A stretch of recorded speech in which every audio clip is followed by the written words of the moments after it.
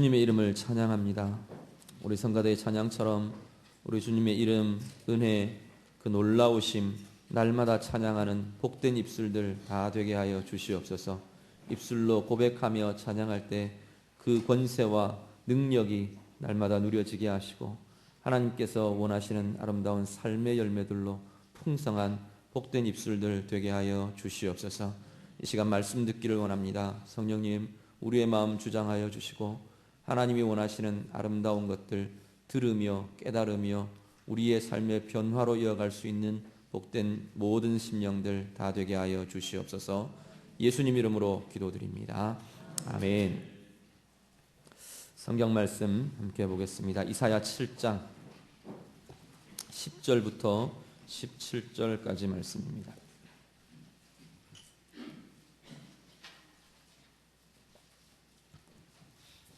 구약성경 이사야 7장 10절에서 17절 말씀입니다.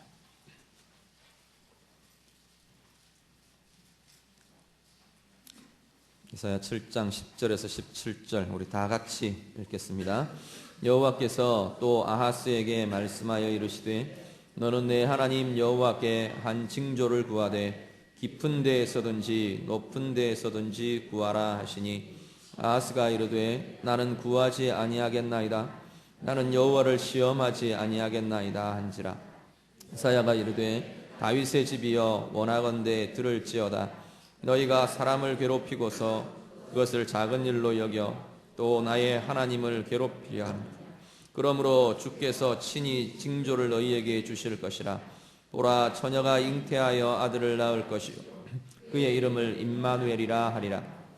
그가 악을 버리며 선을 택할 줄 알 때가 되면 엉긴 젖과 꿀을 먹을 것이라.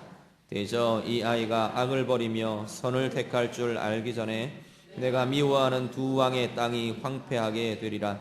여호와께서 에브라임이 유다를 떠날 때부터 당하여 보지 못한 날을 너와 내 백성과 내 아버지 집에 임하게 하시리니 곧 아수르 왕이 오는 날이라. 아멘. 성탄이 다가오고 있습니다. 성탄이 다가오면서 우리가 이 땅에 오신 아기 예수님의 이름을 여러 가지로 이야기를 합니다. 그 여러 가지 이름 중에 우리가 굉장히 많이 부르고 또 고백하는 그 중요한 이름 중에 하나가 바로 임마누엘이라는 이름입니다. 이 땅에 오신 예수님을 성경은 임마누엘이라는 이름으로 부릅니다. 그런데 이 임마누엘이라는 이 고백이, 이 이름이 원래 본문에서 인용된 곳이 오늘 이사야 7장 말씀입니다.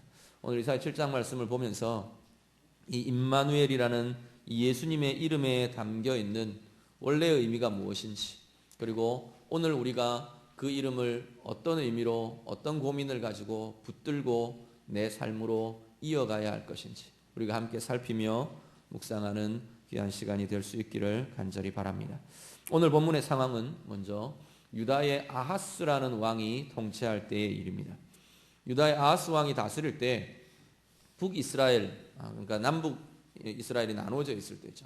북이스라엘과 그 북이스라엘 바로 북쪽에 붙어 있는 나라가 아람이라는 나라가 있었습니다. 그 아람과 북이스라엘이 연합을 해서 계속 이 유다를 괴롭히는 상황에 있었습니다. 굉장히 위협이 되고 굉장히 두려움의 대상이 되었는데 이 아하스라는 왕이 결국 선택한 방법이 뭐냐면 아수르라는 대제국과 손을 잡는 거였습니다. 아수르 제국에게 원조를 요청하고 도움을 요청해서 이 두 연합의 세력에 대항할 계획들을 세웁니다.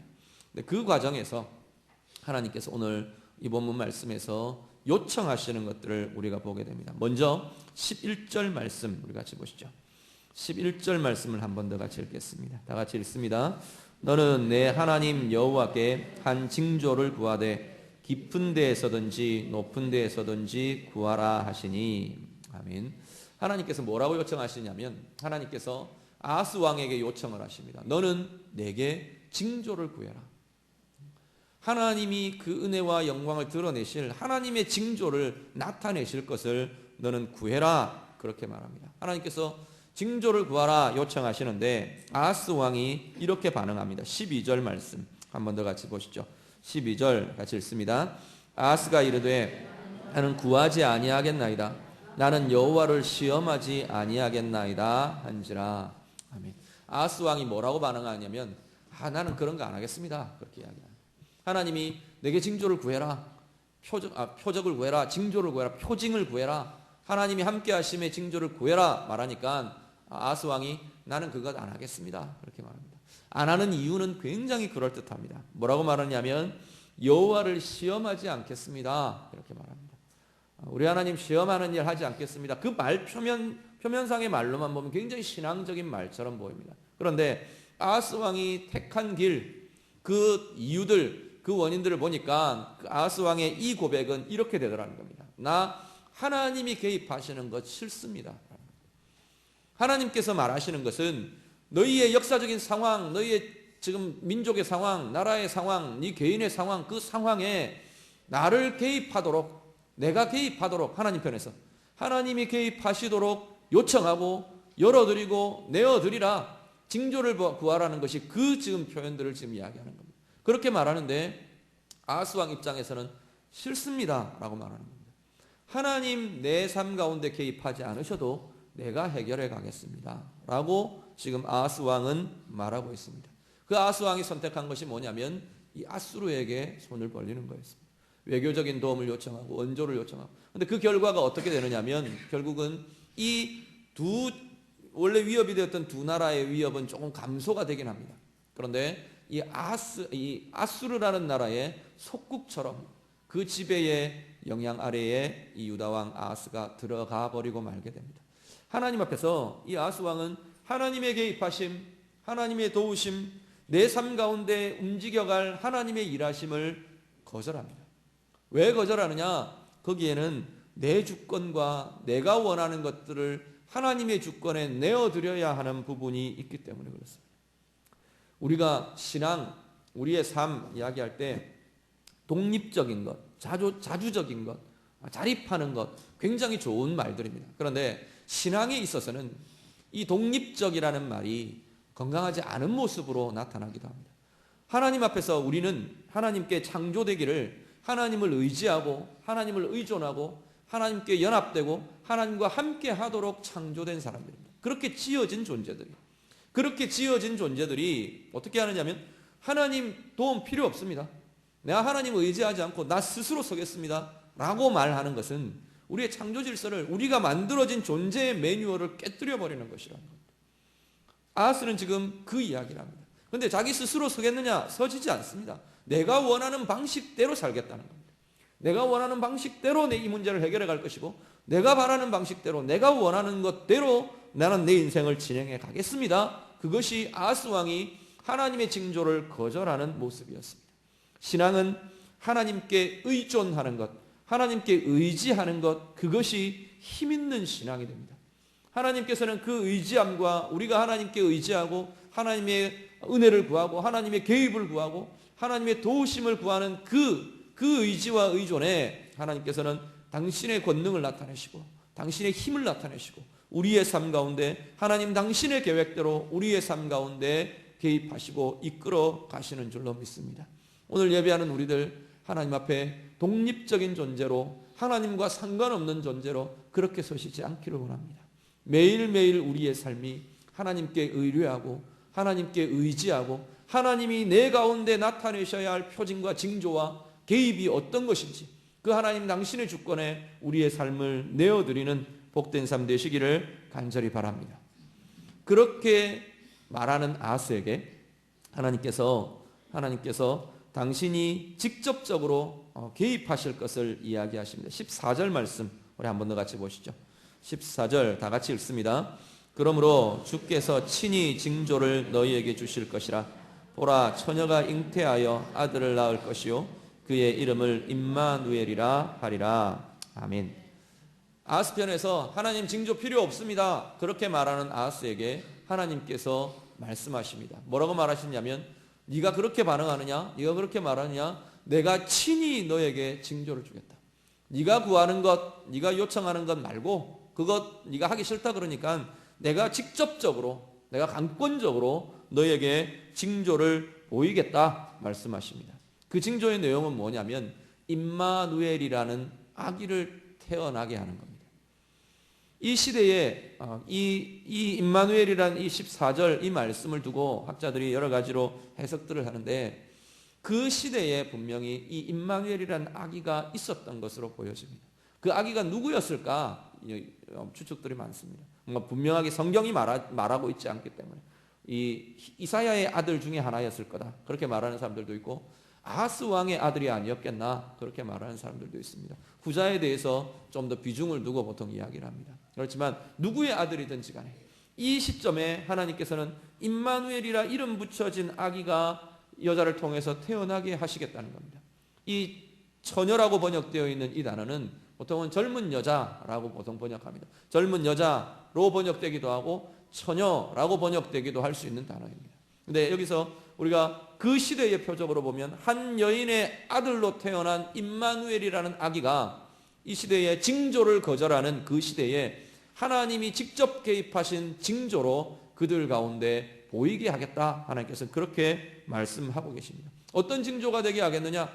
하나님의 개입하시는 징조입니다. 너희들이 거절하는 하나님, 너희들이 개입하고 주권적으로 역사하고 함께 하기를 원하지 않는 그 하나님, 그 하나님이 너희 역사 가운데, 너희 인생 가운데, 너희의 삶 가운데, 너희 나라에 진행되어가는 그것들 가운데 내가 직접, 내가 강권적으로 내 주권으로 내가 개입하겠다는 겁니다. 임마누엘의 의미가 뭔데요? 하나님이 우리와 함께 하신다라는 의미입니다.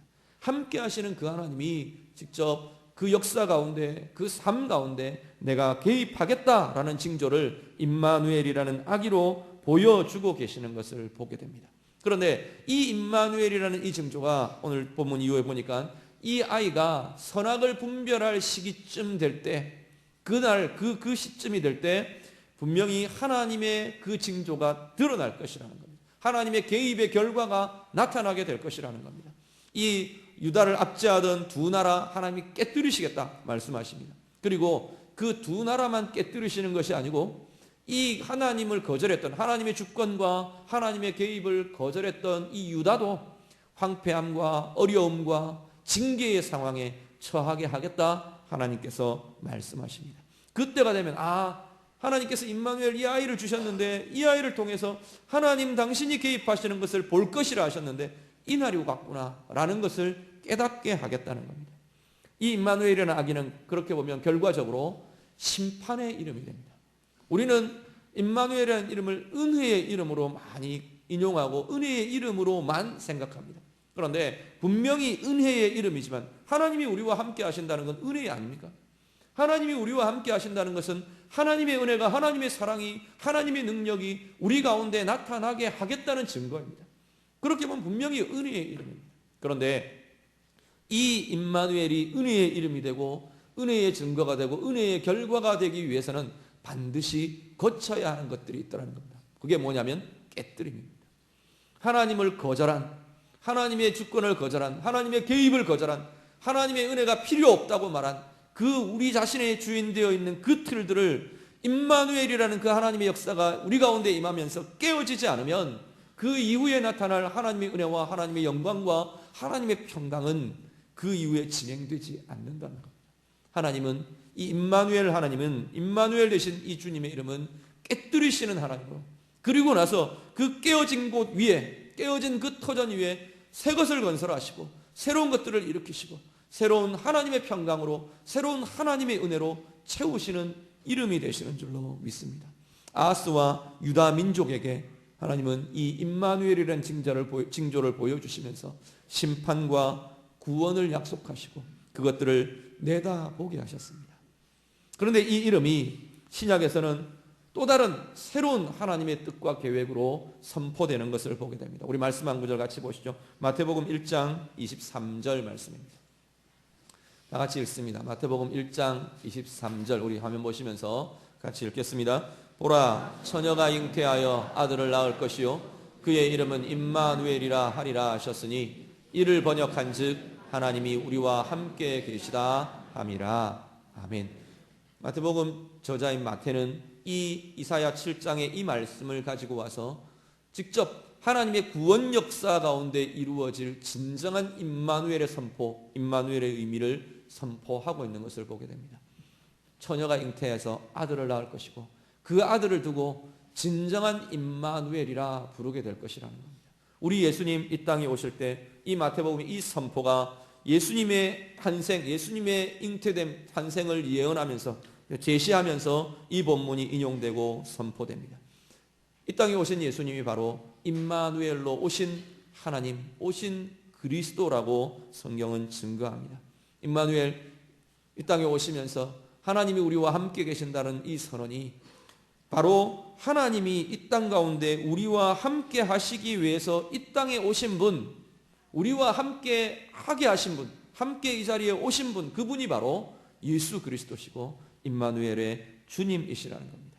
그런데 예수님의 이 땅에 오심, 이 주님의 이 땅에 오심도, 이 임마누엘로 오신 이 주님의 오심이 이사야 7장에 나타나던 그 깨뜨림과 심판과 구원이라는, 깨뜨림과 회복이라는 이 두 가지의 영역을 예수님도 함께 가지고 있는 것을 보게 됩니다. 요한복음 1장에 보면 예수님을 빛으로 소개합니다.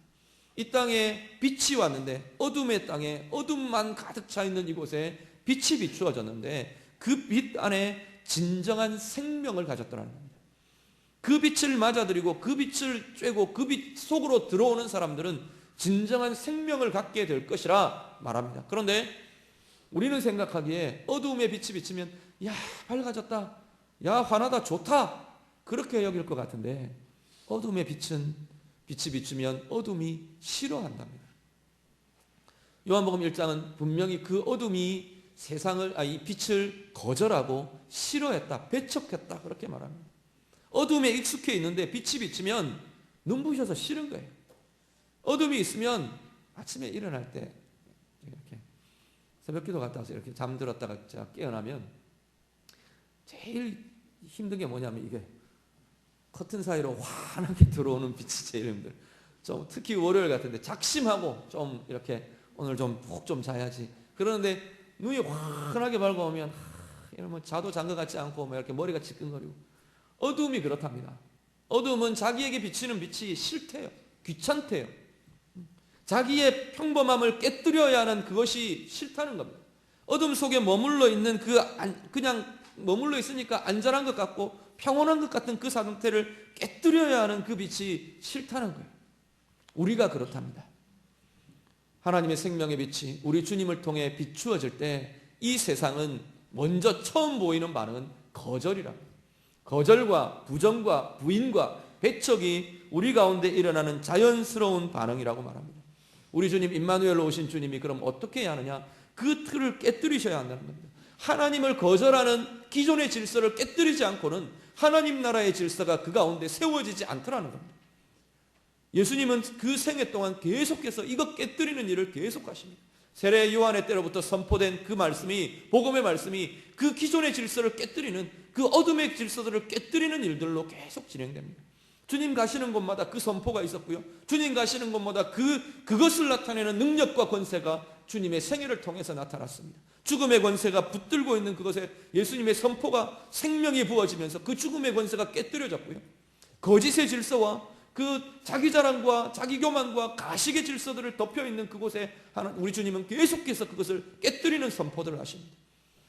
그것이 깨어지면서 그 깨어진 틈에 생명의 빛이 드러나고 생명의 권세가 나타나고 하나님 나라의 질서가 새롭게 세워지게 된 것을 우리가 보게 됩니다. 우리는 그 질서 안에, 그 생명 아래 새롭게 들어온 존재들인 줄로 믿습니다. 하나님 앞에서 이 생명의 권세, 깨뜨림과 회복의 권세, 부서뜨리고 무너뜨리고 그곳에 새로운 것을 지어 올리시는 하나님 나라의 권세가 우리의 것 될 수 있기를 간절히 바랍니다. 그런데 이것은 예수님 시대에만 해당되는 게 아니고 이사야 시대에만 해당되는 것이 아니고 오늘 예수를 믿고 구원받은 우리의 삶 가운데에도 동일하게 그것은 나타난다고 말씀합니다. 말씀 한 구절만 더 보시죠. 누가복음 20장 17절 18절 말씀 우리 화면 보시면서 같이 읽겠습니다. 그들을 보시며 이르시되 그러면 기록된 바 건축자들의 버린 돌이 모퉁이의 머릿돌이 되었느니라 함이 어찌미냐. 무릇 이 돌 위에 떨어지는 자는 깨어지겠고 이 돌이 사람 위에 떨어지면 그를 가루로 만들어 흩으리라 하시니라. 아멘. 예수님을 두고 임마누엘 되신 이 예수님을 두고 성경은 모퉁이의 머릿돌이라 라고 표현을 합니다. 모퉁이의 머릿돌은 기초가 되는 돌입니다. 집을 지어 올리고 건축하는 기초가 되는 돌이 이 머릿돌, 모퉁이 돌입니다. 그런데 모퉁이 돌을 두고 오늘 본문 말씀 누가복음 20장 17절 18절 말씀은 쌓아 올리는 돌이 되기 전에 먼저 깨뜨리는 돌이 된다 말씀합니다. 이것 위에 떨어지는 자들마다 깨어질 것이고 이 돌이 사람들 위에 떨어지면 완전히 깨뜨려 버릴 것이라 그렇게 말씀합니다. 깨뜨리는 돌 하면 우리가 연상되는 것이 하나 있는데요. 다니엘의 느부갓네살의 꿈에 나타났던 손대지 않는 돌, 사람의 손이 닿지 않은, 사람으로부터 기원하지 않은 돌이 날아와서 온 인류의 문화들, 온 인간 문화의 가장 자랑스러운 상징이었던 그 신상을 깨뜨려 버리고 맙니다. 찬란한 바벨론 제국과 페르시아 제국과 철의 헬라 제국과 철의 로마 제국과 이 모든 것들을 산산조각 내어버립니다. 사람의 손으로, 사람의 권세로, 사람의 자랑으로 쌓아 올렸던 그 모든 것을 손대지 않은 하나님으로부터 날아온 돌이 깨뜨려 버리는 것을 보게 됩니다. 그것을 두고 성경은 예수 그리스도라, 임마누엘이라 그렇게 말합니다. 임마누엘 하나님이 이 땅 가운데 오시면서 깨뜨리는 권세 위에, 그것 위에 하나님의 나라가 새롭게 세워지게 되었다고 말씀합니다. 오늘 우리는 이 예수 그리스도를 믿고 고백하고 주님으로 따르는 자들입니다. 그런데 우리 안에 문득 우리의 삶을 돌아보면 이 깨뜨려져야 할 것들이 새롭게 계속 끼어드는 것을 보게 됩니다. 이미 우리는 사실은 궁극적인 깨뜨림과 궁극적인 구원에 이른 사람들입니다. 그렇지만 매일의 우리의 삶을 다시금 돌아본다면 우리는 계속해서 이 임마누엘 되신 우리 주님 앞에서 깨어짐과 회복의 역사를 매일매일 새롭게 써가야 하고 새롭게 회복해야 하는 존재들이라는 겁니다. 깨어짐 없이는 결코 회복과 건설이 이루어지지 않는다는 것을 기억하시길 바랍니다.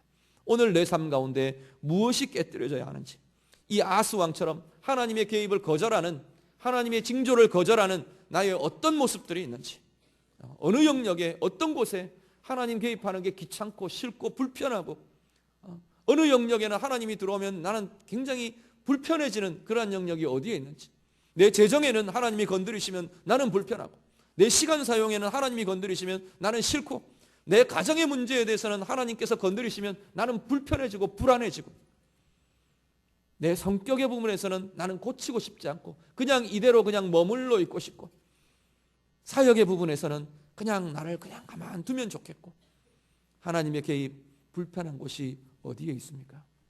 내 직장에, 누구와의 관계에 하나님의 개입이, 하나님의 깨뜨리심이 필요한 자리가 어딘지 우리 자신들을 돌아보실 수 있기를 바랍니다. 그것에 진정으로 아스와 같은 고백이 아니라 이 임마누엘 되신 주님을 나의 주권자로 인정하고 고백하고 받아들이고, 그렇게 받아들이는 그 자리에 그것이 깨어지는 자리가 될 줄로 믿습니다. 우리 안에 그 깨어짐이 나타날 때 진정한 성숙이 우리 안에 나타나고, 진정한 변화가 나타나고, 진정한 회복이 나타나고, 우리 임마누엘 되신 그 하나님이 가지신 그 평강과 힘과 생명의 권세가 비로소 우리 가운데 나타나게 될 것이라는 겁니다. 성탄을 앞두고 우리 주님 찬양하며 주님의 오심 좋아하며 즐거워하며 행복해하는 이 성탄을 우리가 앞두고 있으면서 우리 이 땅에 오신 주님, 임마누엘로 오신 주님의 진정한 의미들을 다시 한번 기억하시길 바랍니다. 이번 한 주간도 내 가운데 깨뜨려져야 할 그 부분들이 임마누엘 되신 나와 함께 하시는 그 하나님 때문에 깨어지는 역사들 경험하실 수 있기를 바랍니다. 그리고 그 깨어짐 이후에 하나님이 새롭게 세워가시는 은혜의 삶, 복된 삶, 평강의 은혜, 생명의 힘 풍성하게 누리시는 우리 모두 되시기를 우리 주님 이름으로 부탁드립니다. 기도하겠습니다. 우리 말씀 가지고 함께 기도하기를 원합니다. 하나님 앞에서 내가 아스왕같이 하나님의 개입, 하나님의 주권, 하나님의 징조 거부하고 거절하고 필요 없습니다, 이 자리에는 없었으면 좋겠습니다, 이 부분에는 없었으면 좋겠습니다, 그렇게 고백하는 것, 그렇게 반응하는 것이 우리의 반응은 아닌가 돌아보면서 기도하시길 바랍니다. 하나님 이 영역에까지도, 하나님 이 자리에까지도 임마누엘 되신 우리 주님의 개입하심, 주권, 역사가 나타나기를 원합니다. 우리 같이 기도하시고요, 하나님의 깨뜨리심의 자리가 내 가운데 무엇에 필요한지, 어디에 그 깨뜨리심이 있어야 하는지, 그 이후에 일어날 회복과 평강과 은혜를 기대하시면서 이 시간 같이 기도하겠습니다. 기도드립니다. 하나님 감사합니다. 이 시간 우리가 주님 앞에 임마누엘 되신 우리 하나님 앞에 주님 앞에 간구하며 예배하며 나아가게 하심을 감사를 드립니다. 우리의 예배 가운데 하나님 우리의 간구 가운데 주님 함께하여 주시고 임마누엘 되신 주님의 주권과 인도하심과 드러내실 징조와 우리의 삶의 개입 하나님 우리가 인정하며 내어드리며 주님 온전히 기쁨으로 맞아드리는 복된 삶이 되게 하여 주시옵소서. 우리 안에 하나님 아버지 깨뜨림과 회복의 역사가 함께 일어나야 할 텐데 하나님 무엇이 우리를 주의 은혜에 방해하고 무엇이 우리를 하나님의 의를 세워가는데 방해하고 막아서고 있는지 하나님 돌아보게 하여 주시옵소서. 우리의 마음과 우리의 영혼에 우리의 삶에 하나님 우리의 삶의 모든 영역들 주님 앞에 내어드리며 하나님 하나하나 구체적으로 하나님 깨뜨려지고 변화되고 주의 생명으로 주의 회복으로 주의 평강으로 새롭게 되는 은혜의 사람들 다 되게 하여 주시옵소서. 오늘 이 자리가 참으로 하나님 앞에 깨뜨림의 결단이 나타나는 자리 되게 하시고 임마누엘 주님으로 인하여 하나님 흔들어 놓고 깨어져 있는 아버지의 변화의 자리가 되도록 하나님 인도하여 주시옵소서. 임마누엘 되신 우리 주님의 역사가 함께 하심의 역사가 하나님 우리를 다시금 변화시키며 성숙으로 변화로 회복으로 평강으로 하나님 능력과 권세로 바꾸어 놓는 아버지 복된 자리들이 다 되도록 하나님 인도하여 주시옵소서. 두려움 가진 자들에게 하나님 그 두려움이 깨뜨려지는 권세가 나타나게 하옵소서. 하나님 불안하며 힘들며 아버지 눌려있는 자들에게 그 모든 짐들이 하나님 우리의 마음의 짐들이 깨어지는 자리 되도록 주님 도와주시옵소서. 하나님 그것들이 변화되어 평강으로 은혜로 생명으로 권세로 하나님 변화되며 주님 앞에 새롭게 쌓여져가는 아버지 세워져가는 복된 주의 백성들 되게 하여 주시옵소서.